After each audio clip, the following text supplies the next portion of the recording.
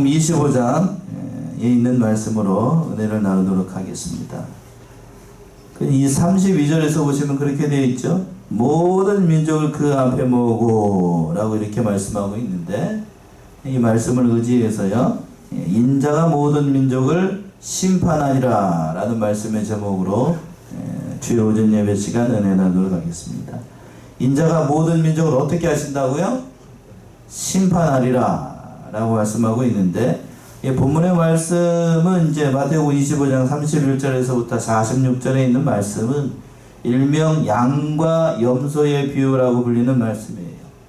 이건 장차 예수 그리스도께서 재림하셔가지고 행하실 그 심판의 기준이 무엇인지를 보여주는 그러한 본문의 말씀입니다.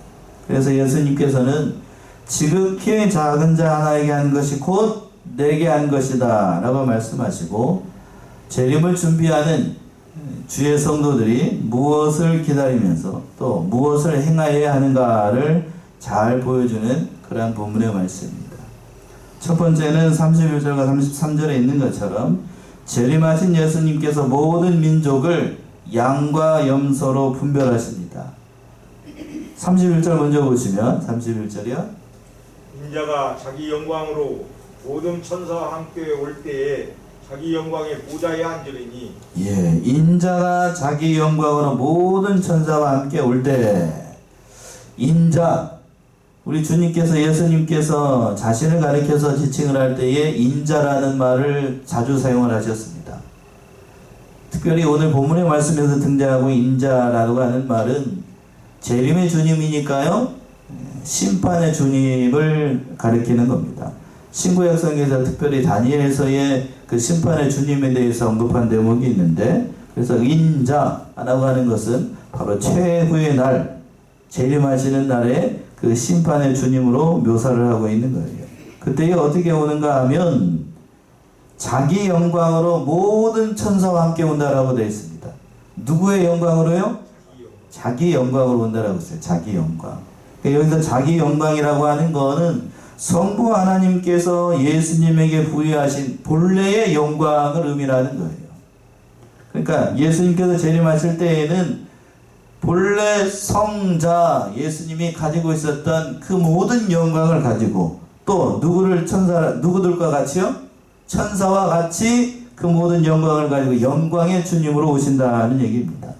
그러니까 이때에 세상을 통치하시고 다스리시고 심판하시는 완전하신 그러한 하나님, 전 우주를 다스릴 심판하시는 그런 심판의 주님으로 오신다고 하는 거예요.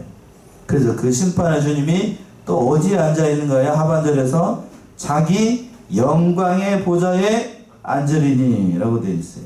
자기의 영광의 보좌에 앉는다라고 되어 있습니다. 그러니까 재림하신 예수님께서는 심판의 보좌에 앉으시는데, 그 심판의 보좌를 자기 영광의 보좌라고 얘기를 했어요.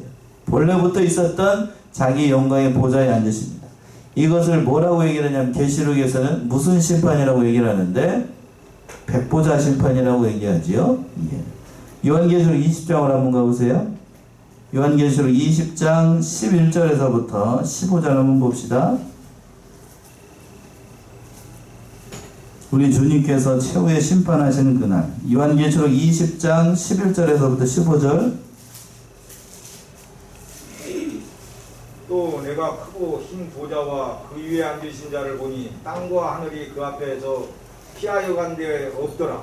또 내가 보니 죽은 자들이 물은 괴소하고 그 보좌 앞에 섰는데 책들이 펴있고 또 다른 책이 펴있었으니 곧 생명책이라. 죽은 자들이 자기 행위를 따라 책들에 기록된 대로 심판을 받으니, 바다가 그 가운데서 죽은 자들을 내어주고 또 사망과 음부도 그 가운데서 죽은 자들을 내어주매, 각 사람이 자기의 행위대로 심판을 받고 사망과 음부도 불못에 던지오니, 이것은 둘째 사망 곧 불못이라. 누구든지 생명책에 기록되지 못한 자는 불못에 던지우더라.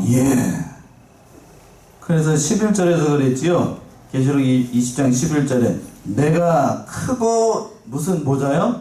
흰 보좌라고 되어 있어서 이걸 신학적으로 백보좌 심판이라고 얘기해요.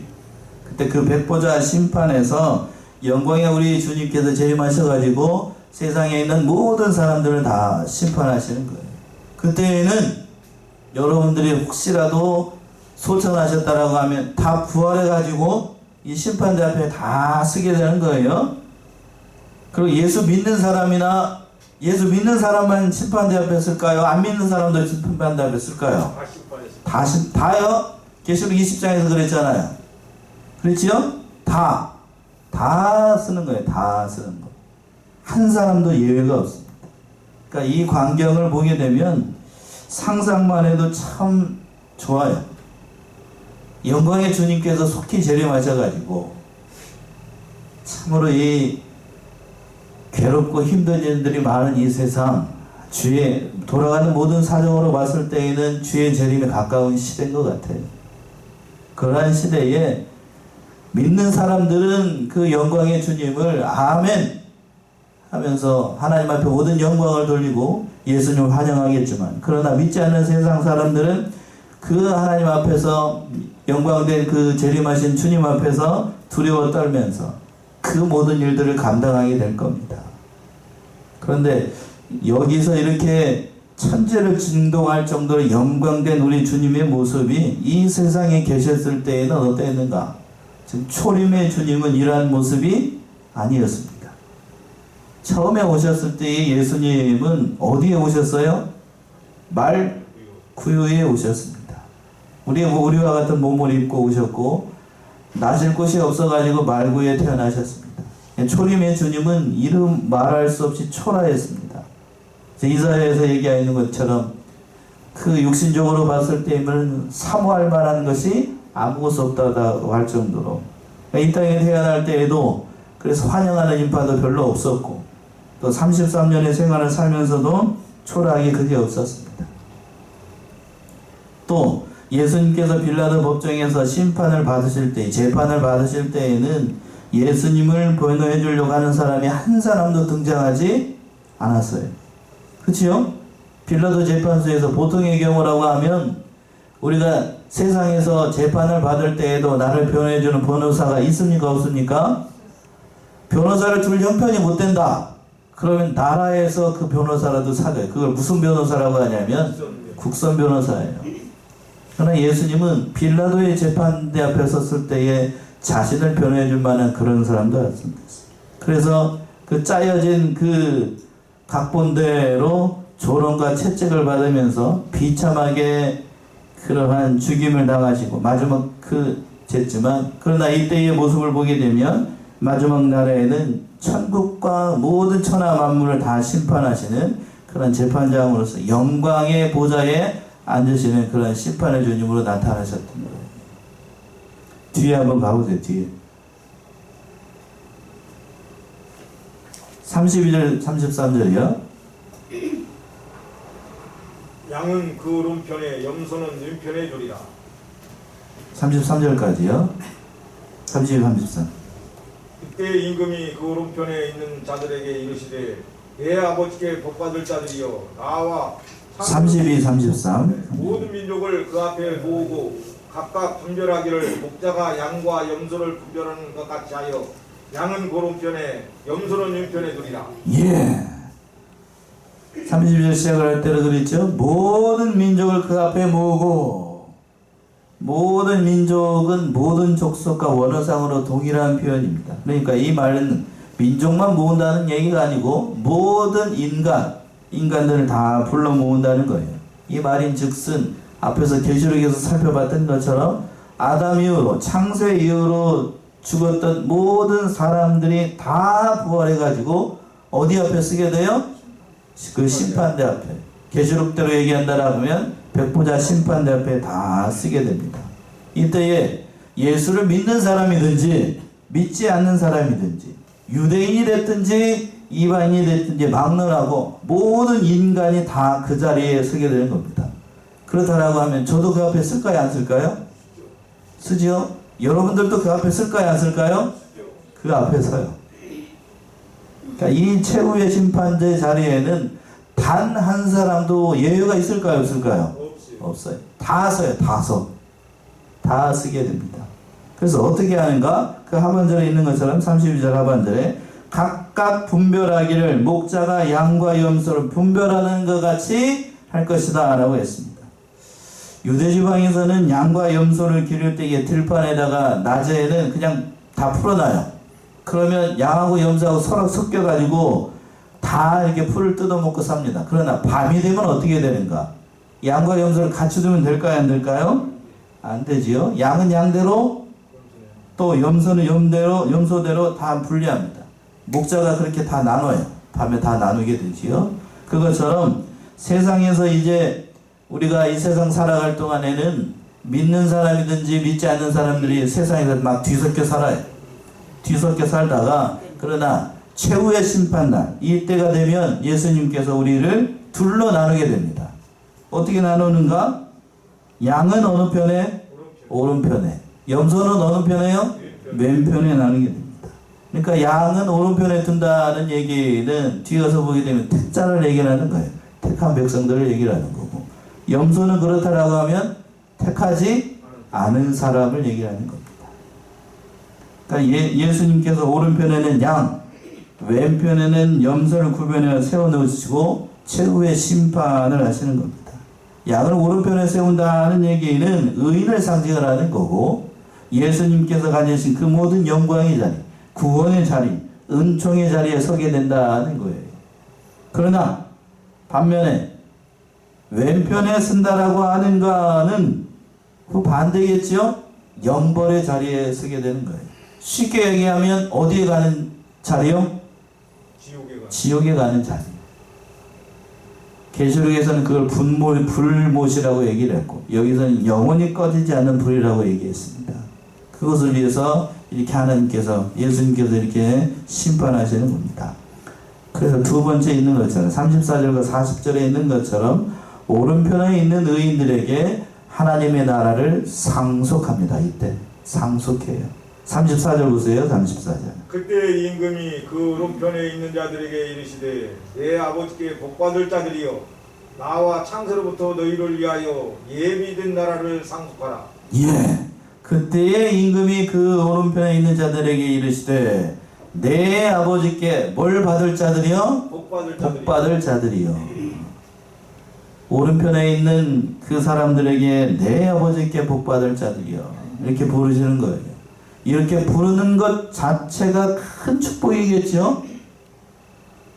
그러니까 어쩌면 우리가 이 세상에서 어려운 일들이 많은 이 세상, 기도도 그렇게 하셨습니다만, 코로나로 말미암아 어려운 현실 가운데서도 우리가 믿음 생활하는 이유가 뭘까? 예수님께서 우리를 이렇게 부르신 그날을 바라보고서예요. 내 아버지께 뭘 받을 자들이요? 복 받을 자들이요. 라고 하면서 그 믿음의 생활을 하는 이유가 여기 있다라고 과언이 아니에요. 복 받기 위해서 무슨 복인가? 그 하반절에 있는 것처럼 나와 창세로부터 너희를 위하여 예비된 나라를 상속하라.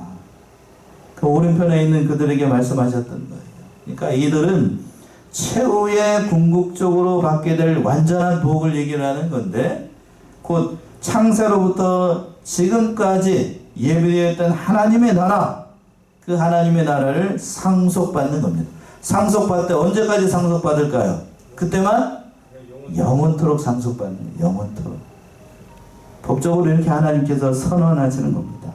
그러면서 35절 36절에서 보시면 왜 이들이 하나님의 나라를 상속받는지 그 이유를 설명을 하고 있습니다. 35, 36이요.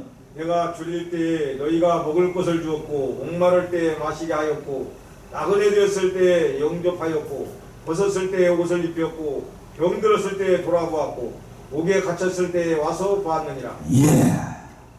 이거는 재판장이 예수님께서 오른편에 있는 자들을 왜 하나님의 나라를 상속받는가 그 이유를 설명을 하는 겁니다.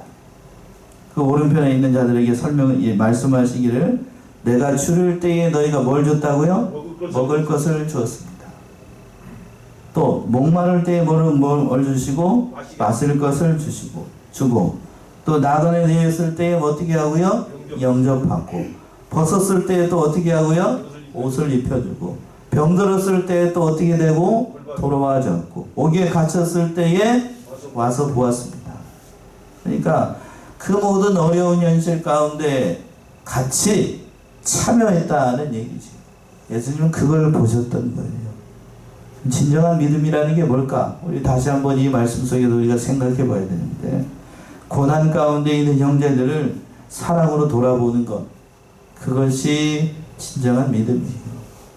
이러한 믿음은 비참한 인간을 돌아보셨던 예수 그리스도의 그 희생적인 사랑에 기초하는 것인데, 바로 우리가 예수님의 사랑을 받은 자라고 하면 그와 같이 어려운 형편에 있는 자들, 특별히 우리 교회 안에서 연약한 지체들을 다 사랑하는 것, 그것이 바로 예수님께서 인정하시는 그런 믿음이라고 하는 겁니다.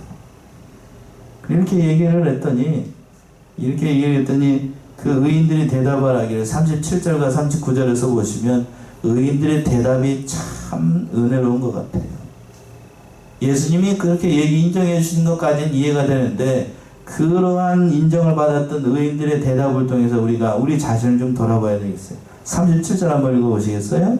이에 의인들이 대답하여 가로되 주여 우리가 어느 때에 주의 줄이신 것을 보고 공개하였으며 목마르신 것을 보고 마시게 하였나이까. 39절까지요. 어느 때에 나그네 준 것을 보고 영접하였으며 벗으신 것을 보고 옷 입혔나이까.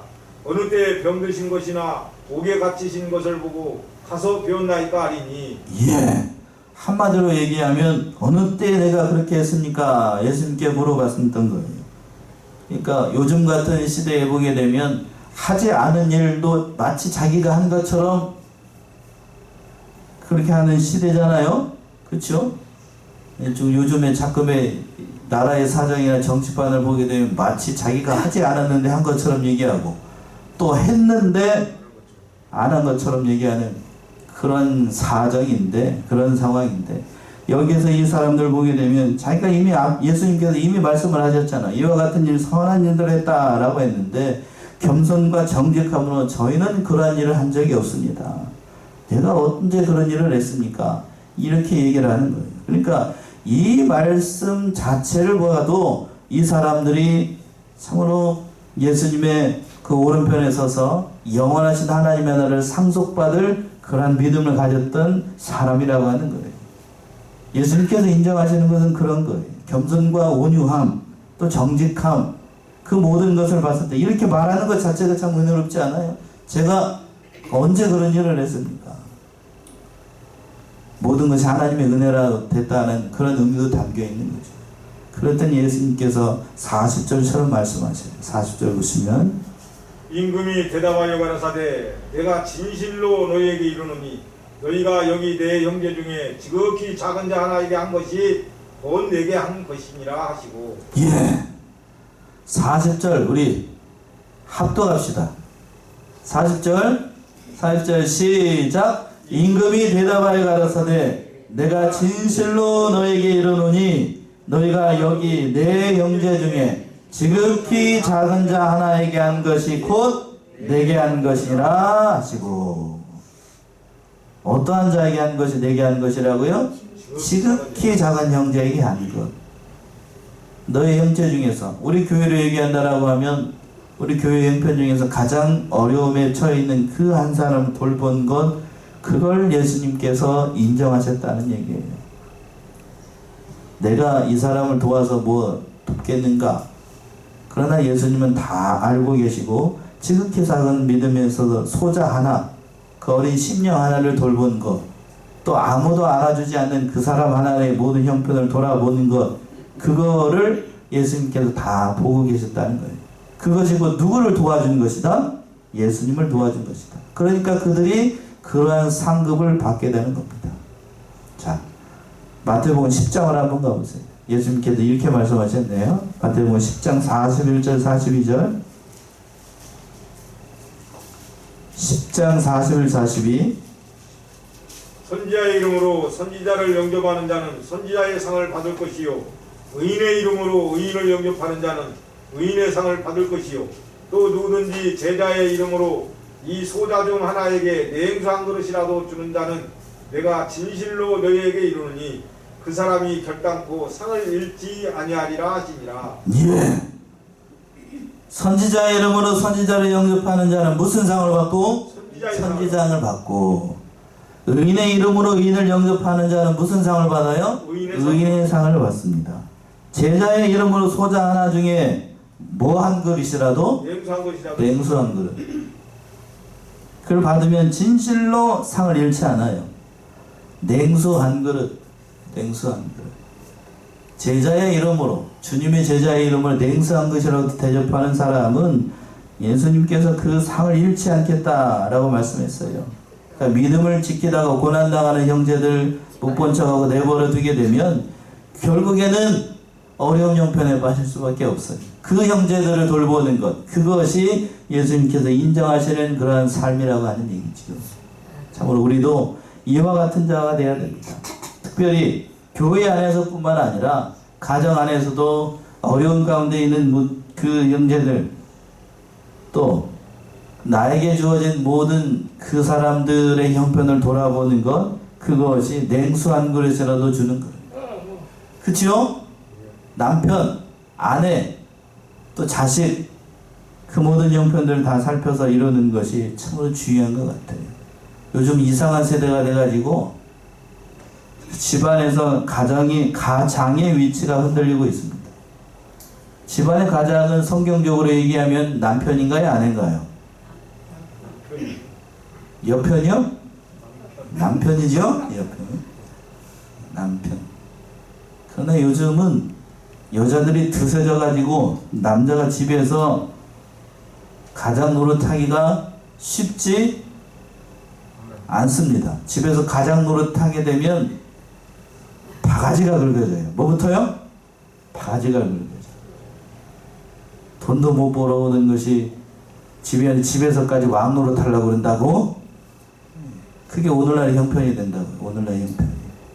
그러나 성경적 관점에서 보게 되면 집안의 가장을 누구로 세우셨어요? 하나님께서 남편으로 세웠습니다. 남편이 잘나서가 아니에요. 남편이 잘나서가 아닙니다. 그게 하나님께서 세우신 뭐이기 때문에? 질서이기 때문입니다. 인정하십니까? 아멘 한 사람만 복 받을지어다. 예. 그러나 요즘은 이상한 세상이 돼가지고 이상한 세상이 돼서 남편의 권위뿐만 아니죠. 전에도 한번 오후 예배 시간에 말씀드렸던 것 같은데 학교에서 선생님의 권위도 땅바닥에 추락을 했어요. 자, 오후 예배 시간에 한번 말씀드릴까 했는데 한번 말씀드리면 참 어려운 세상이 됐습니다. 이상한 세상이 됐어요. 참 그러한 세상이라고 할지라도 우리는 지극히 작은 형제, 특별히 하나님께서 세우신 모든 질서에 순종하는 것, 그것도 예수님이 기뻐하시는 일이에요. 자, 마지막으로 세 번째는 41절과 46절에 있는 것처럼 왼편에 있는 자들에게는 영보를 선언하셨던 거예요. 41절 보시면 또 유편에 있는 자들에게 이르시되 저주를 받은 자들아 나를 떠나 마귀와 그 사자들을 위하여 예비된 영영한 불에 들어가라. 예. 오른편에 있는 자들에게는 하나님의 나라를 상속하겠다 라고 말씀하셨는데 왼편에 있는 자들에게 41절에 있는 것처럼 저주를 받은 왼편에 있는 자들에게 이르시되 저주를 받은 자들아, 그러면서 뭐라고 얘기하냐면 나를 떠나 마귀와 그 사람들을 위하여 예비된 영영한 어디에 들어가리라? 불에 들어가리라. 진짜로 이 일이 있을까요? 없을까요? 있겠죠? 있겠죠가 아니라 반드시 있습니다. 반드시 있으니까 예수님께서 이렇게 말씀하셔요. 그런데 오늘날 신학자들 가운데 지옥이 있다라고 생각하는 사람이 많을 것 같아요? 없다라고 생각하는 사람이 많을 것 같아요? 없다라고 하는 사람들이 있습니다. 분명히 성경 말씀에 보게 되면 있어요? 없어요? 있어요. 영영한 불에 들어가리라 라고 분명히 예수님께서 말씀하셨는데 제가 가지고 있는 성경 요즘 성경이라서 이 말씀이 예수님이 이 세상에 계셨을 때 하신 말씀이라고 해서 빨간색으로 되어 있습니다. 여러분 가지고 있는 성경은 그렇게 되어 있나요? 예. 100번 양보를 해가지고 다 하나님의 말씀들 까만색으로 구약에 있는 것은 대부분 까만색인데 아니라고 해도 이것은 예수님께서 이 세상에 있을 때 직접 하신 말씀이에요. 그러니까 이 말씀은 확실히 이루어지는 말씀이에요. 부인할 수 없는 사실입니다. 영영한 불에 들어가리라 예수님께서 이렇게 선포를 하니 그들이 항변을 합니다. 그들의 양변. 42절과 43절 보시면 왜 이렇게 들어가게 되는지 설명을 하지요. 42, 43. 내가 줄일 때 너희가 먹을 것을 주지 아니하였고 목마를 때 마시게 하지 아니하였고 나그네 되었을 때 영접하지 아니하였고 벗었을 때 옷 입히지 아니하였고 병들었을 때와 옥에 갇혔을 때 돌아보지 아니하셨느니라 하시니. 예. 예수님께서 왼편에 서 있는 그 염소들에게, 악인들에게 이렇게 말씀하신 거예요. 내가 줄일 때에 먹을 것을 주지 않았고 목마를 때에 마시게 하지 않았고 나그네 되었을 때 영접하지 않고 벗었을 때 옷 입히지 않고 병들었을 때에 감옥에 갇혔을 때에 돌아보지 아니하였다. 그러니까 오른편에 있는 사람들은 완전히 반대로 설명을 하고 있는 거예요. 그러면서 44절 그렇게 얘기를 하니, 이렇게 얘기를 하니 그들이 항변을 합니다. 44절이죠. 44절. 저희도 대답하여 가로되 주여 우리가 어느 때 주의 줄이신 것이나 목마르신 것이나 나그네 되신 것이나 벗으신 것이나 병드신 것이나 옥에 갇히신 것을 보고 공양치 아니하더이까. 예. 그 왼편에 있는 자들이 예수님 앞에서 따지면서 얘기를 하는 거예요. 그 사람들이 우리가 언제 주님이 줄이실 때에 목마실 때에 벗었을 때에 옥에 갇혔을 때에 공양하지 않고 가만히 있었습니까? 이 말을 하는 것 자체가 이들이 악인이라는 증거입니다. 맞나요? 그 오른편에 있는 자들은 예수님께서 이렇게 나에게 했다라고 했더니 그들은 했다고 그랬어요? 안 했다고 그랬어요? 안 했다고 그랬어요. 언제 우리가 그런 일을 했습니까? 그런데 이들은 하지 않은 걸 먹었다고 얘기, 한마디로 얘기하면 자기가 하지 않았음에도 불구하고 했다라고 주장을 하는 거예요. 완전한 사기꾼들이지, 사기꾼들. 이 말을 하는 것 자체가 이미 교만한 태도이고, 지금 모든 것을 판단하고 계시는 그 예수님 앞에서 그러한 자기가 안 한 걸 가지고 했다라고 얘기를 하고 있으니 심판받을 명백한 증거가 되는 겁니다. 그랬더니 예수님께서 45절처럼 얘기하죠. 45절. 이에 임금이 대답하여 가라사대 내가 진실로 너희에게 이르노니 이 지극히 작은 자 하나에게 하지 아니한 것이 곧 내게 하지 아니한 것이니라 하시니리. 45절 우리 같이 합독합시다. 45절. 자, 시작. 이에 임금이 대답하여 가라사대 내가 진실로 너에게 이르노니 이 지극히 작은 자 하나에게 하지 아니한 것이 곧 내게 하지 아니한 것이니라 하시니라. 예수 믿는 자 하나에게 하지 않은 것이 곧 예수님에게 행하지 않은 것이다 라고 말씀한 거예요. 그러니까 지극히 작은 자 한 사람에게 냉수 한 그릇이다고 다른 마태복음에 있는 것처럼 대접하지 않은 것이 곧 예수님에게 하지 않은 것이다, 이렇게 얘기를 했던 겁니다. 그러니까 그 어려운 형편을 보고 도와주지 않았으니 그들은 영원한 심판의 날에 책망을 받고 영벌을 받게 되는 겁니다. 그 자체가 죽었어요. 어려운 형편에 있는 자들을 돌아보지 않은 것 자체가 믿음이 죽었다는 증거이잖아요. 야고보 2장이죠. 야고보 2장 15절에서부터 17절. 야고보 2장 15절에서부터 17절. 만일 형제나 자매가 헐벗고 일용할 양식이 없는데 너희 중에 누구든지 그에게 이르되 평안히 가라, 더웁게 하라, 배부르게 하라 하며 그 봄에 쏠 것을 쓰지 아니하며 무슨 이익이 있으리요. 이와 같이 행함이 없는 믿음은 그 자체가 죽은 것이라. 예. 야고보 사도가 이렇게 얘기를 했던 거예요. 만일 형제나 자매가 헐벗고 일용할 양식이 없는데 너희 중에 누구든지 그에게 이르되 평안히 가라, 더웁게 하라, 배부르게 하라 하면 그 몸에 쓸 것을 주지 않으면 무슨 유익이 있으리요. 이렇게 얘기했어요. 먹을 것이 하나도 없고 헐벗고 굶주려가지고 집에서 쓸 연탄 한 장도 없고 먹고 살 쌀 한 톨이 없는데 그 형편을 알고 있음에도 불구하고 뭐라고 얘기를 한다고요? 평안히 가라. 그러면서 방에 뭐 넣고 연탄 한 장 넣고 따뜻하게 쌀밥 해가지고 밥 먹어라, 이렇게 얘기를 한다고요. 말로만. 뭘로만? 말로만. 이와 같이 행함이 없는 그 믿음 그 자체가 뭐예요? 죽은 거예요. 그러니까 죽어 있으니까 이거는 본문의 말씀에서 돌아오게 되면 아무런 일도 하지 않고 예수님 앞에 나와서 그런 모든 자기가 했다라고 주장하는 건 이들이 벌받을 증거라는 거죠. 그 영원한 불못에 들어가게 됩니다. 그 말씀이 마지막 46절에 있죠. 46절 보시면 저희는 영벌에 의인들은 영생에 들어가리라 하시니라. 예. 46절의 말씀은 저와 여러분들에게는 너무나도 은혜가 되는 말씀입니다만 그러나 믿지 않는 자들에게는 영원한 심판의 말씀이 되는 거죠. 그렇죠? 명백한 증거잖아요. 46절 오늘 합독하라는 말씀이 맞네요. 46절 마지막으로 한 번만 읽어봅시다. 46절 시작. 저희는 영벌에 의인들은 영생에 들어가리라 하시니라. 아멘이신가요? 믿는 자들에게는 영생의 길이 있지만 그러나 믿지 않는 자들에게는 영벌의 길이 있는 거예요. 둘 다 영원토록 사는 건 맞아요. 예수 믿는 사람이나 예수 믿지 않는 사람들이나 백보자 심판 앞에 서가지고 그 심판을 받아서 살아가게 되는데 둘 다 영생입니다. 둘 다 영생이요. 한쪽은 누구와 함께 영생, 오른편에 있는 자들은 예수님과 함께 영원토록 살아가는 영생이고 다른 쪽에 있는 왼편에 있는 염소들은 악인들은 영원토록 누구와 함께 사는 것? 마귀와 함께. 어디서? 불못에서. 불못에서 사는 영생이에요. 완전히 달라져요. 한쪽은 주인이 누구고? 예수님이고 오른쪽에 있는 자들은 그 주인이 누구가 되는 거고? 오른쪽에 있는 자들이 마귀라고요?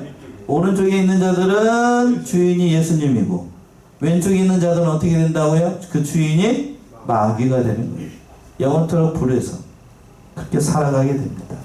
그러니까 이 말씀 따라서 우리가 다시 한번 이 시대에 그러한 주님의 재림이 가까운 이 시대인 줄 알고 최종적인 심판의 날을 바라보면서 우리가 지극히 작은 자 하나에게 그 모든 일들을 잘 감당하고 예수님께서 마지막 그 심판의 자리에서 복된 자리에 서서 영원토록 예수님과 천국 복락을 누리는 저와 여러분들이 다 되시기 바랍니다.